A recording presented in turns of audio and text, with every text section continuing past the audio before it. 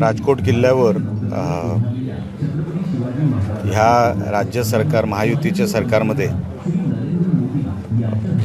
100 दिवसामध्ये एक प्लॅन तयार करण्यात आला।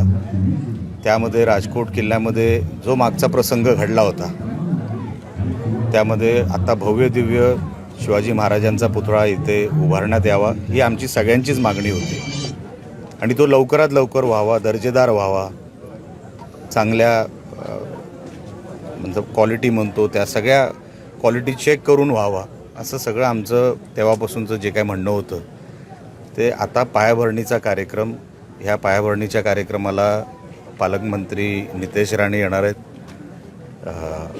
विधिवत जी काही पूजा होईल त्यानंतर पायाभरणीला सुरुवात होईल आणि मला असं वाटतं महिन्याभरामध्ये आपण हा पुतळा इकडे उभारणार आहोत। सगळं काय त्या क्लिपिंगमध्ये आहे, कोण करणार आहे, कुठल्या क्वालिटीचं मटेरियल वापरलं जाणार आहे, म्हणून एक भव्य दिव्य इकडे वास्तू उभी राहावी महाराजांची, एवढी आमच्या सगळे शिवप्रेमींची आमची सगळ्यांची इच्छा आहे।